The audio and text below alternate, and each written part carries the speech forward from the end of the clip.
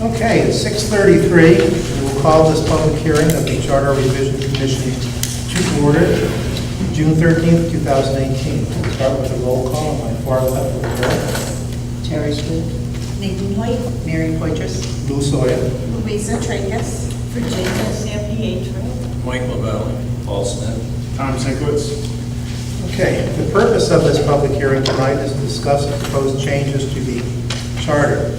Louisa passed out the changes that we have. I will go through those briefly, and when I'm done with the section, if you have a question or comment on it, please ask it at that time. If you do choose to speak, please give your name and address. After each question or at the end, did you say? I'm sorry. After each question, you can comment. Okay, so I thought I heard that, but I wasn't sure. Thank you. All right, the first one is section 2-2, the procedure. Currently, it states that a quorum of 25 registered voters shall be required for a town meeting. We're proposing to eliminate that. You see the original text on the left of your page, the new text, and the changes. The changes are in red and they're stricken.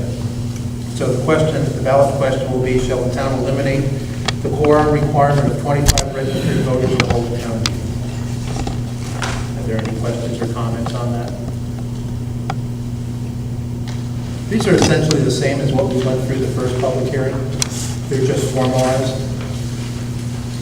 Okay, section 2-3 about the annual town meeting. We're proposing to change it from the third Monday in November to the third Monday in December. Newly elected first selectman really doesn't have much time.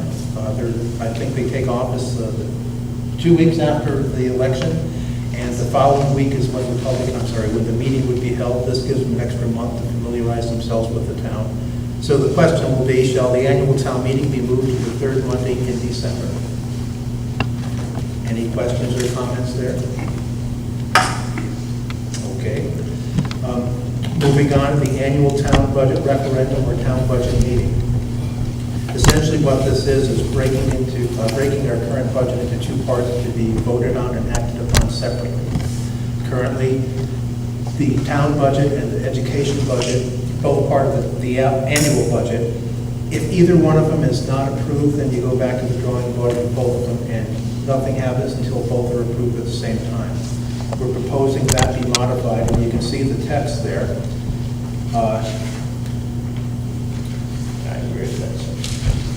Here it is. There's no page on it. Go down almost to the end. The important part being added to this is the annual operating budget and the education budget can be approved separately. If one is approved at a town budget referendum or meeting and the other rejected, only the one that is rejected shall be subject to revision to subsequent balloting procedures as stated in subsection B of this section. The full town budget is deemed not to be accepted until both budgets are approved, but they can be acted on separately. So the budget question would be, ballot question, I mean, shall the separate votes on the annual operating budget and the education budget be binding? If approved, and subsequent balloting only be on the portion of the budget that is not approved. Any questions there? Okay. Naomi Smith, 96 Community Ave, Plainfield. During, I've been on the meetings, but I don't know if, behind the scenes, if any members of the boards, did you really review that for, the pros and the cons, of separating the two budgets? How could it be a plus to the town, a plus to the school, or a negative? Because, I know, last year, for instance, when the school had to come to the town for more money. So if the town's already voted, cleared their budget, and then the school falls short, how will that work? Will we just have amendments if we're gonna do that? I'm a little confused on this part. Well, I think if either the town or the Board of Education comes to the town for more money, that's not something that's going to be on a ballot. That's something that's voted on separate from this entire section of the charter. At a town meeting. Right. Yeah, I understand. But this in no way affects that.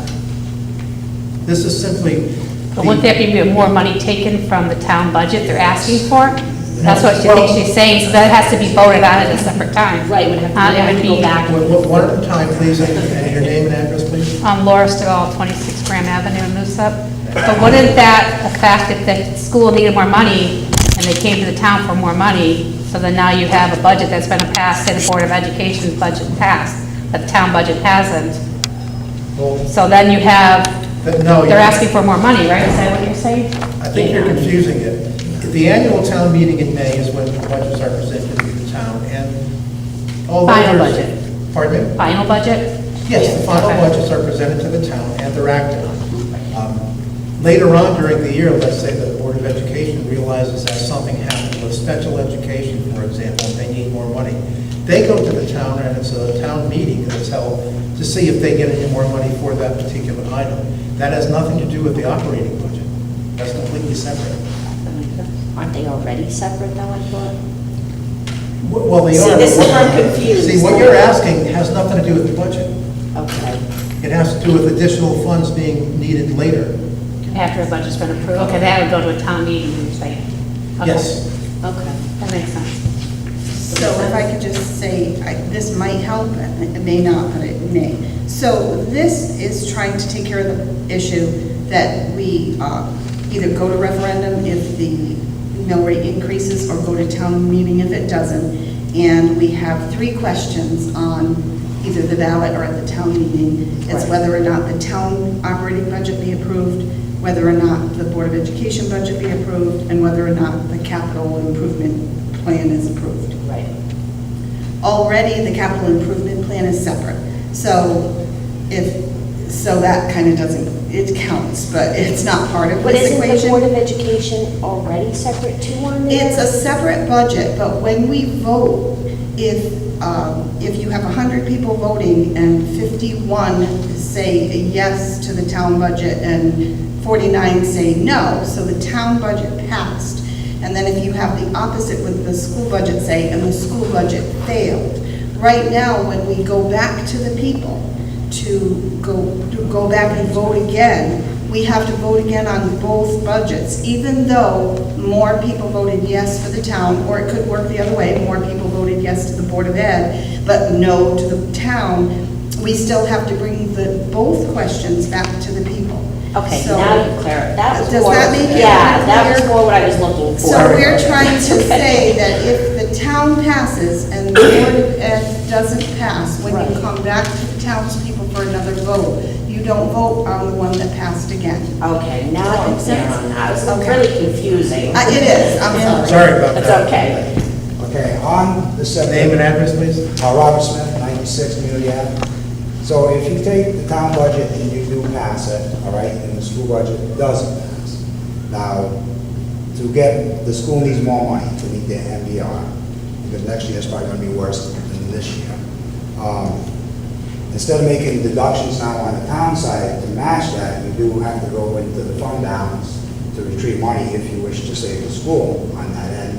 Now, that will affect the MBR, but if the town makes cuts to their budget, that won't affect the MBR, correct? That might be a Tom Sinkowitz question, since he's the chairman of Yeah. the Board of Finance. Right. Basically, that decision would still go before the Board of Finance, but the budget process would still follow this either as we have it now together or separate. But in the case where we have to meet the MBR and additional funds are going to be needing to consider, that can still come before the Board of Finance. And again, no matter what we do here with the charter, that's not going to affect that. No, I mean, but if you do pass a town budget and say that's clear, the school didn't, but they need more because of a shortfall on the MBR. Right. And they need money from the town. Now, if the town can make cuts, they can't now because they passed the budget. You have to amend the budget. So you have to go to the fund balance. Now, that automatically raises the MBR now Or the Board of Finance can request additional cuts be made. and do an amendment. Right. All right. Okay, are we all clear on that now? I think so. We will move on then to Section 2-7, petition for a referendum. This, Section 2-7 is a petition for referendum for everything except for the budget. And all we're doing here is adding a statement at the end, adding Section F, stating Section 2-7 does not apply to the budget process in Section 2-4. It does not apply because the process for a referendum or town meeting for the budget is already explained in 2-4. So this is just a matter of clarification.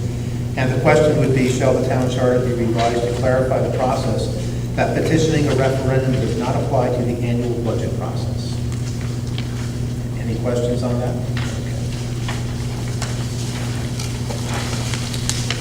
Section 3-4 about the voting districts. We're proposing to change the title to voting districts and polling places. And the question would be, shall the process to designate voting districts and polling places be revised to follow the general statutes? Initially, the registrars wanted to consolidate the voting places from 4 into 1. However, based upon some state statute, we may not be able to do that. So what we decided to do is to give ourselves a little more flexibility and ask the question, should we follow the state statute? So we will just do that. I doubt it's going to end up with one polling place or one voting location, probably two, but it will consolidate a bit and save the town a little money in the process. I would think it'd be 2 because of our congressional district split. Anyway, any questions on that one? Okay. Moving on, terms in office. I guess currently, if nobody is elected to take your place in an election, you may be required to stay there almost forever until somebody decides they want to move into that spot. So we're proposing to revise that section so it'll say, shall section 4-3 of the town charter be revised to remove the language about how long an elected official shall hold office. And basically what we're doing is just striking the last part of the last sentence. So that when the second Tuesday following the election, that's going to be it for you. Unless, of course, you're re-elected. Any questions there? Section 4-4, vacancies. This one, Louise, you can explain this a lot better than I can. Yeah, let me just look at it again so I don't mess it up.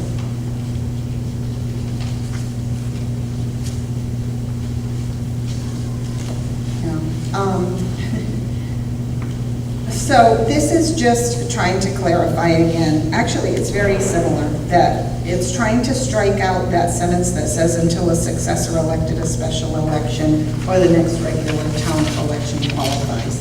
So it wasn't what I initially wanted to happen because we had that 2-week lapse sometimes when statute requires some positions begin on election day, and our charter says some positions start 2 weeks after, and you could end up with a 2-week lapse. This isn't really going to fix this, but what it's going to fix again is taking out the fact that that until a successor elected at a special election is put in place, so that you're not there forever and you're just there until the unexpired portion of the term or until the next town special or regular election, whichever is sooner, which is again going to be election day. Just a clarification again. I have a question on that, Morris to go and loose up. Does this include a death?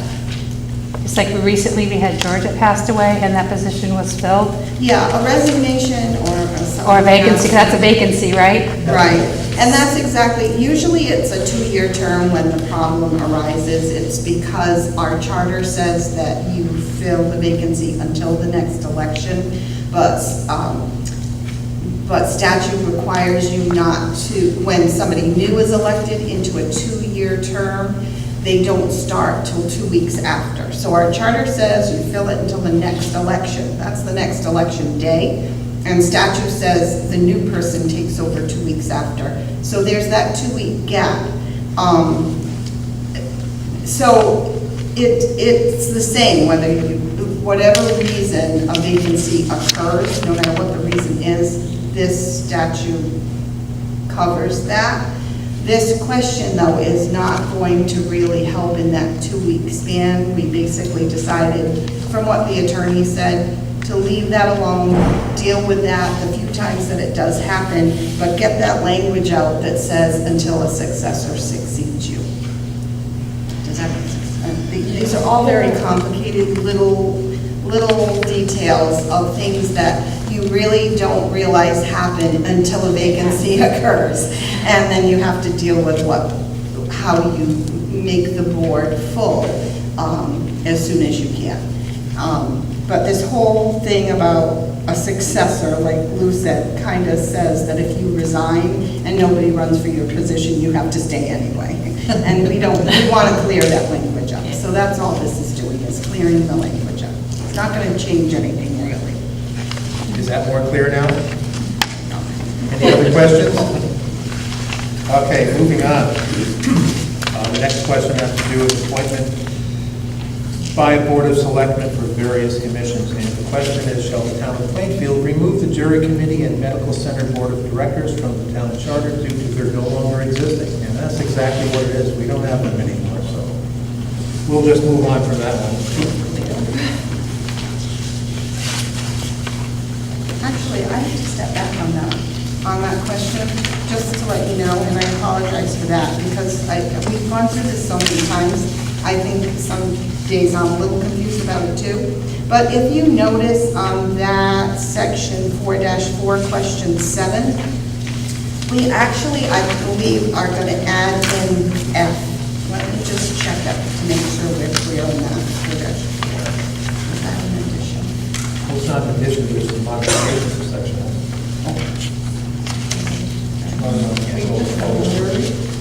No, 4-4 vacancies. And so I apologize for forgetting that is what we are going to add to fix the 2-week problem. Is you'll see, there's no page numbers on this and I apologize, but when you start at section 4-4A, B, C, D, E, and then you switch to the next page and it has F, a person elected at either a special election or a regular town election to fill the unexpired term of any elective town office shall serve the remainder of the term. So that is going to clear up that 2-week problem. So instead of going until election day, you will go until that term ends. If that makes sense. Now, that is the addition that we added to make it clearer. Okay. Moving on to section 8-2, town council. This is to, currently the Board of Selectmen has until January of the year following their election to have town council, to appoint town council. That really doesn't give a lot of time for interviews with various law firms, and so we're proposing to change that from January to March, which gives them 3 more months to appoint the council. Is there any question about that? Okay. And that's the last one we have. Are there any other questions that anybody has regarding these proposed changes?